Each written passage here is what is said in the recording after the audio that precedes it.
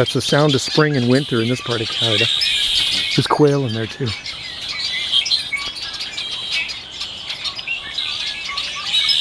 You lived on the island for a while? Oh yeah, 25 years. 25 years. Yeah, my parents bought here 40 years ago. Haven't come in a long time yet. Okay.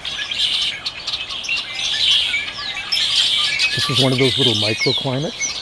So you'll hear things more here and things bloom here earlier in this spot. Like, I mean, look what's grown. Look at the big, see those big eucalyptus trees? I grew those from seed.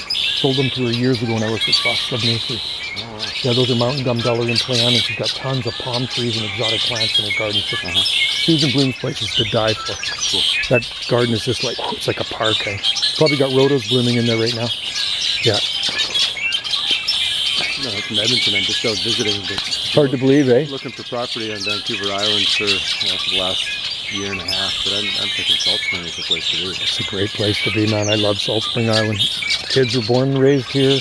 Best place to raise kids. You have kids or not? No kids. No. So hey, you should come to this place. Yeah. Yeah. You like the garden? I want to garden. This is a good place to garden. I mean, look at it. It's January 20th. The rest of Canada is covered in snow. Yeah. Yeah. And cold. Yeah. You know, you get a little bit of snow here, you get -2 or 3, people will bitch about it. Yeah. I spent a lot of time out. Okay. Not necessarily on Salt Spring. No, but the coast. You've been on the So Pacific coast. I understand summer, winter, spring, fall. We say 2 seasons here, right? Wet and dry. Wet and dry. This is the wet season. Yeah.